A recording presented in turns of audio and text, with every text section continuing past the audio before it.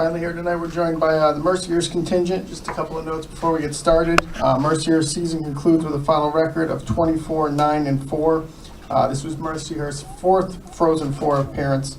And again, the Lakers have received an at-large bid to the NCAA tournament for 10 years in a row, finishing as the runner-up in 2009. So again, same format. We'll start off with an opening statement from Coach Sisti. Turn it over to questions for the student athletes, let them head back to the locker room, and then we'll turn it back over to questions for Coach. I'd like to congratulate Clarkson on a great game today and advancing, and Minnesota as well on a great season and advancing.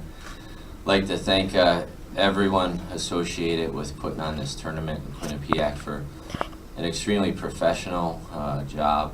So many volunteers did so many things. And obviously the administration. It was a wonderful experience for our student athletes. As far as the game goes, bittersweet. We had an amazing run to get here, and I'm so proud of our players and our staff. And tonight wasn't one of our best efforts, and I think part of that is because of how well Clarkson played. And we looked like a young team today, and we fired at times. And I think again. A lot of it had to do with how well Clarkson played, but extremely proud of our players. The two players to my right who, Bestie's had an amazing career. She's among one of our best, and if you look at the players who played for us, that's quite a statement. And, Matt gave us a chance right from the opening face-off, keeping us in there to win tonight, and she's emerging as a great goalie and has done a tremendous job for us. So we're certainly disappointed we lost. We come here to win, but we're proud of our season, and I don't think today defines who we are as a program or this particular team, and I am proud of them, even though it didn't go our way today. As Coach alluded to, joining us to his right, Amanda Makala and Christine Bestland, and at this time we'll turn it over for questions for the student athletes. Mac, what was the biggest difference in them offensively first to second period? I think they just got more shots through, better chances to score, and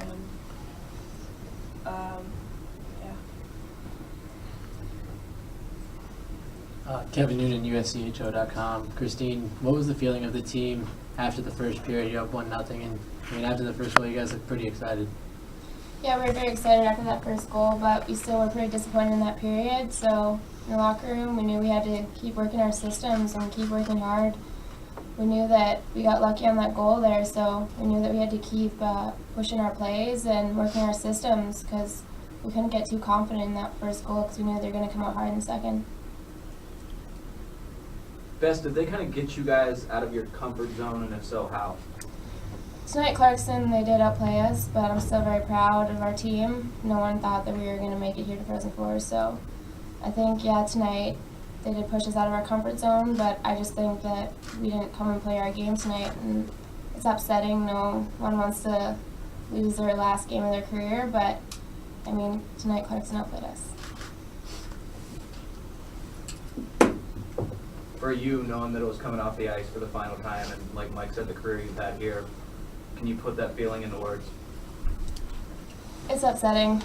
The past 4 years have been amazing at Mercyhurst. I've learned so much, and I'm just very proud of my team, and I've met so many amazing girls and learned so many things. So obviously it's upsetting that my career has come to an end, and very disappointing that we ended in a loss as well. Any more questions for the student athletes? Ladies, thank you. Congratulations on a great season.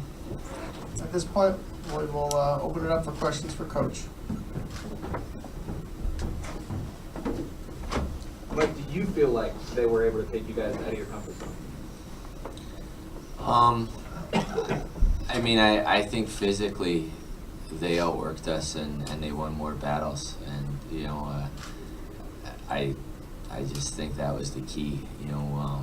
They got the pucks and they had more jump tonight, and they were the better team. And we've been on the good side of that often, and they started the game with 6 seniors and had seniors in the bank on the bench, and maybe that had something to do with it too. They played poised and seasoned, and did a lot of little things better than us and deserved to win. you know, and again, if that's usually our forte, regardless if we're a young team or not. So, you know, maybe that took us out of the comfort zone, but I think they just played a better game than us, and it was as easy as that. We hung around as long as we could, and you know, we just could never get enough momentum to turn the table. You know, they played well and deserved to win and deserved to advance today. When it comes to your seniors, you only have 3, but I mean, they're arguably your 3 best players. Can you put into words what it means to, I guess, not have them anymore? Well, first and foremost, we'll miss them as people. We get a few more months with them, you know, but they're great character people, and certainly have emerged as great hockey players and key parts of our team. And I give them credit for leading this team because we were so young and had a lot of holes in our lineup, and at times early in the year it looked like we'd never win a game, and a lot of the responsibility and pressure came to them to hold the standards and teach the young kids the right way to do things and lead by example, and they did a great job of that. So we always miss our seniors. You know, we've graduated classes of 13 players and somehow rebounded. The 1 year with the Augusta Bendis class, we lost 950 points from our lineup, and we rebounded the next year. So, you know, we'll figure it out, but we definitely we miss our seniors as players, but mostly as people, because they all put their stamp on the program. And I just told the girls it would be nice if they had 5 years, because it seems that by the 4th year we're finally speaking the same language, and then they're gone. So it'd be nice to have them that 5th year. But we'll miss them for sure. Coach, what did you say to your team after that second period when Clarkson scored 3 goals and you're down 3-1? The game was still in reach. Well, we obviously weren't happy, because the biggest thing is I thought at times, you know, they were just winning battles that we usually win, and it was unacceptable, and we needed our players to play with more pride. And the biggest thing I told them was, if our season was going to end tonight, it has to end playing to the level of our standards. We have to make sure we have nothing left at the end of the game, and you know, we have to give every ounce of determination. And also, it just takes one shot to get right back in the game. We've been down before. We've come back from 3-4 goals in the past in one period. So we wanted to make sure it could be done, and it was expected to be done. But the biggest thing is they had to extend themselves to the max, regardless of the outcome of the game. And that was the biggest statement in between periods. Coach Justin Cohen, Inside Hockey.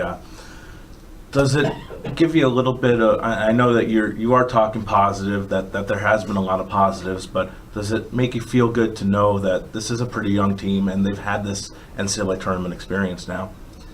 It is. I mean, on the flip side, you only lose 3 people, and you know, we have some good ones coming in our mind, and we were able to use a lot of people tonight.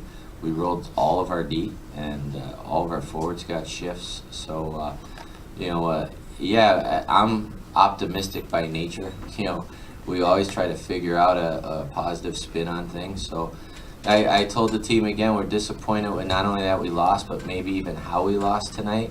But it don't define us as people or as our program. And tomorrow's another day, and even our seniors, they won't get this opportunity, but we think they're going to go on and do some special things, and they're always going to have memories like this to take with them. We'll take 2 more questions for Coach, if there are 2 more. Coach, Matt Eisenberg, Erie Times. How does this loss compare to the ones in the past, especially since last year you were in the Frozen Four too?